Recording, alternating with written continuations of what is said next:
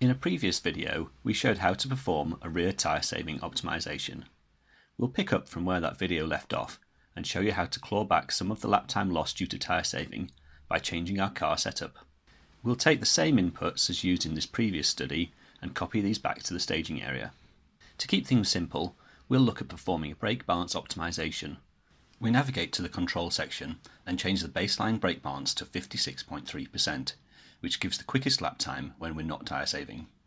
Open up the additional parameter brake balance optimization, leave this set to none, and save this configuration as brake balance optimization off. Then select optimal value per lap and save this as another configuration. As an aside, we now have two control configurations saved in a list. This can be performed for any part of the car, in effect building up a database of components which can then be loaded onto your car at a later date. For example, if we have multiple suspension geometries to choose from, we could save these configurations to a similar list. We'll open up the rear tyre energy exploration that we ran before. However, now we would like to repeat this with brake balance optimization on as well as off. To do this, we'll select factorial, so all combinations are evaluated. We'll add this new dimension as another sweep.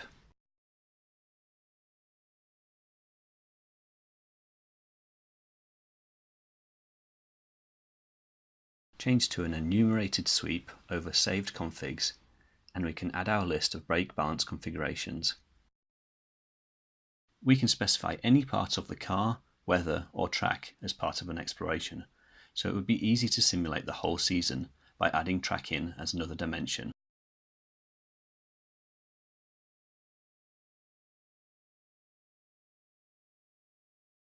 Let's take a look through the results. On the right hand graph we can see the lap time deteriorate as we reduce our tyre wear limit.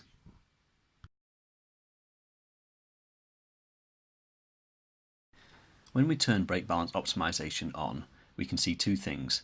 The lap time improves for all runs where we have to do tyre saving, and as we increase our tyre saving, the optimal brake balance moves forwards. If we look at the scatter plot, when we get to 1.4 megajoules rear tyre energy limit, we can go 120 milliseconds quicker if we move our hydraulic brake balance forward from 56.3 to 69.1%. Let's take a look at this in more detail to work out where the lap time is coming from. We'll overlay the two runs at 1.4 megajoules, the first at the baseline brake balance and the second with brake balance optimized to take tyre saving into account. The faint line represents the car with forward brake balance. Surprisingly, although the brake balance has been optimized for this level of tyre saving, the lap time gain is not found during braking. With more pressure going to the front brakes, dynamic lap can press the brakes harder at the start of stop while still protecting the rear tyres from high slip under braking, so we see a slight improvement under initial braking into turn 1. But by the end of stop, the brake balance is too far forward to help the car turn in, so the time delta returns to 0.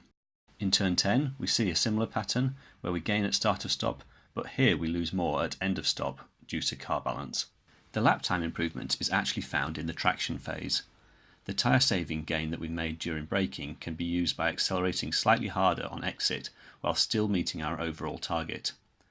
This puts us up 120 milliseconds by the end of the lap. It's interesting to note that further gains might be possible if we run forward brake balance at the start of stop for tyre saving and rearward brake balance at the end of stop for balance. This way we might be able to gain lap time in braking as well as traction. I hope you've enjoyed this video. The purpose isn't so much to advise you what you should be doing with brake balance, but to show you how Canopy can be used to fine-tune car setup. You could imagine modifying the exploration to look at mechanical balance and aero balance instead, which in a similar way might help you to find a better setup to look after the tyres during the race. I hope to write about this soon on our Canopy Simulations blog.